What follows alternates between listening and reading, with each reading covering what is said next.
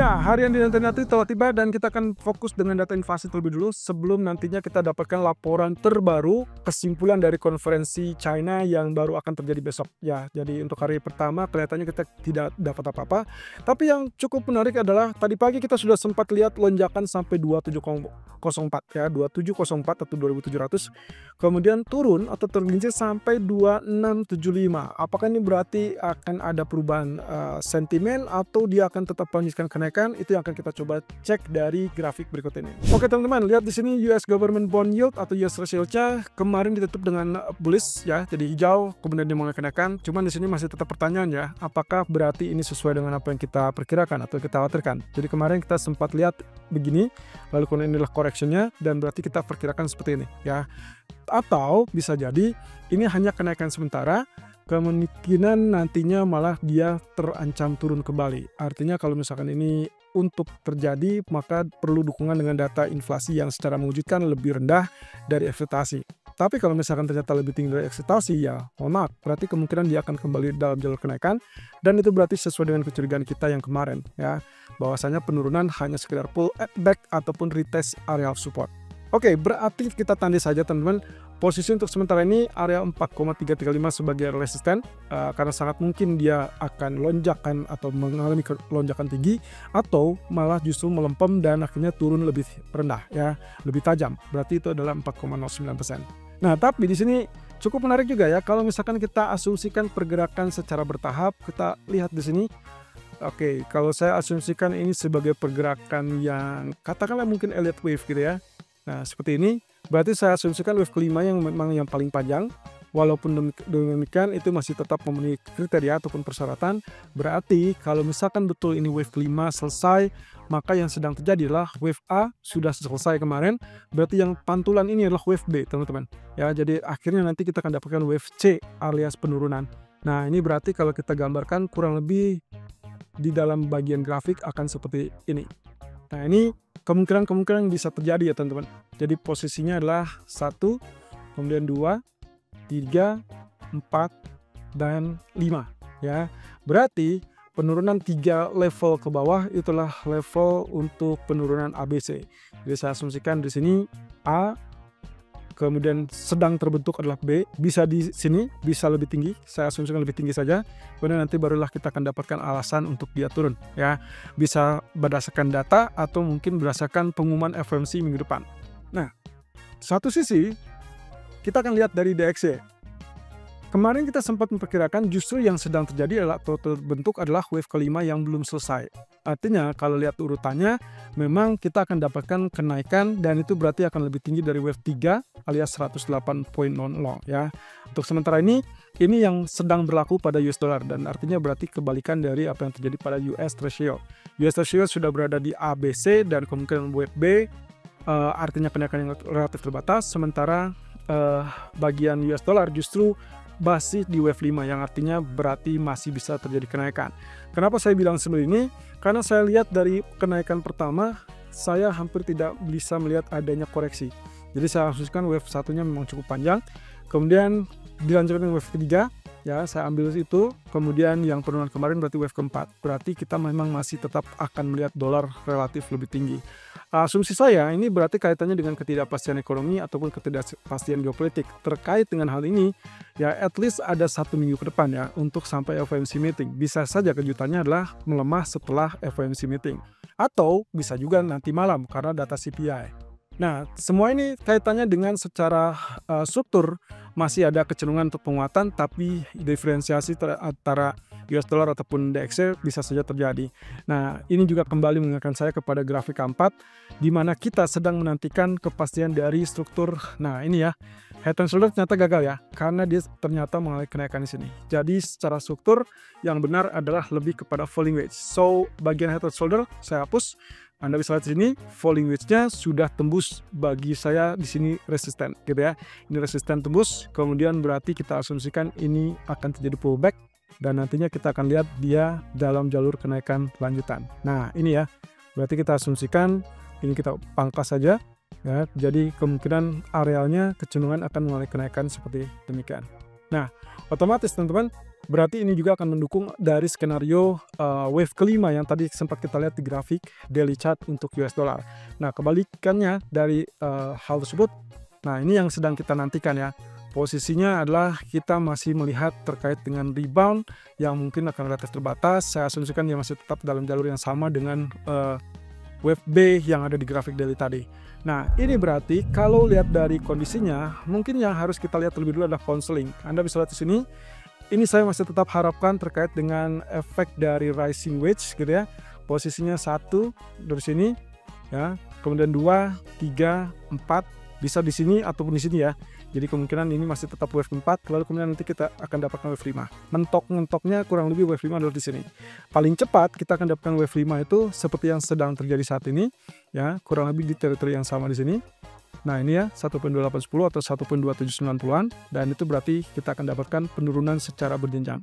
Nah, harusnya kalau kita asumsikan bahwa pound sterling tidak bisa mendapatkan manfaat dari data CPI Amerika nanti malam, berarti kecenderungannya kenaikannya relatif terbatas. Kenapa saya bilang seperti itu? Karena concern utama dari pound sterling itu adalah data ekonomi GDP Inggris yang baru akan rilis di hari Jumat. Jadi dalam hal tersebut berarti kalaupun mendapatkan dampak ataupun manfaat dari data CPI Amerika yang katakanlah misalkan secara menunjukkan lebih rendah gitu ya, berarti kita asumsikan pound sterling bisa mulai kenaikan secara singkat. Dan itu berarti kenaikan yang relatif terbatas tersebut mungkin saja akan mengantarkan pound sterling naik terlebih dulu sampai ke teritori ini 1.2840-an, baru nantinya kita asumsikan inilah wave kelima ya, hitungan kelima. Dan kemudian mereka akan concern dengan data internal alias domestik, baru dia akan mengalami break area support tersebut. Berarti 1, 2, 3, lalu kemudian 4-nya di sini. Dan ini adalah pergerakan yang minor A, kemudian di sini B gitu ya, kemudian ini C, lalu kemudian nanti ada D di sini, dan kemudian nanti akan break area E gitu ya. Nah, ini kemungkinan bisa terjadi dalam beberapa waktu ke depan. Nah, tapi catatannya adalah di grafik daily kita masih tetap melihat dia sedang berupaya untuk menembus ataupun menguji MA200, dan itu adalah 1.2820-an. Oke, apapun itu, intinya adalah selama dia tidak terjadi kenaikan di atas MA200 daily, berarti kita asumsikan kenaikan ataupun spike itu relatif sesaat dan bersiap untuk kembali turun. So, pound sterling saya masih pegang sell, kecuali kalau dolar sangat-sangat lemah dikejutkan oleh data inflasi nanti malam. Sementara untuk crude oil, seperti yang terlihat di sini, dia sedang berusaha untuk kembali melanjutkan ataupun ya katakanlah kenaikan yang tertunda kemarin ya. Dia mencoba untuk menguji kembali area 70-an. Nah, tapi hati-hati di sini teman-teman. Kalau misalkan lihat dari arealnya, mungkin kita bilang bahwa ini saya setuju ya, bahwa dia menuju ataupun sedang mengenaikan ditandai dengan low yang lebih tinggi. Jadi higher low, higher low, higher low gitu ya. Sementara di bagian resistennya juga sama. Ini adalah lebih tinggi lagi. Jadi higher high, higher high. Nah, otomatis yang kita harapkan adalah dia kembali naik dan masuk ke zona ini. Nah, tapi hati-hati kalau misalkan Anda melihat dia sudah terlanjur naik dan mendekati area 70 ya, kurang lebih 70.30 ataupun 70.20, ini adalah indikasi bahwa mungkin saja akan terjadi rejection kembali karena begitu kuatnya resisten tersebut, sehingga dikhawatirkan mungkin strong supply ataupun strong resisten akan memicu penurunan tersebut. Terlebih lagi kalau misalkan data inventory EIA nanti malam di jam 22.30 ternyata jauh lebih besar daripada ekspektasi. Kalau lebih besar artinya menandakan tingkat permintaan yang relatif lebih rendah, sehingga kemungkinan crude oil bisa kembali turun. Nah, tapi kalau lihat dari grafik daily teman-teman, ini sebetulnya masih mendukung untuk kenaikan. Tapi ya pada dasarnya adalah intinya 70 adalah level resisten yang harus dicermati. Kalau tidak tembus Anda exit, kalau tembus silakan pertahankan. Dan 66 itulah level support kritis. Kalau dia tidak tembus, selama dia tidak tembus berarti kita masih bisa mengincar buy di area 66, 67.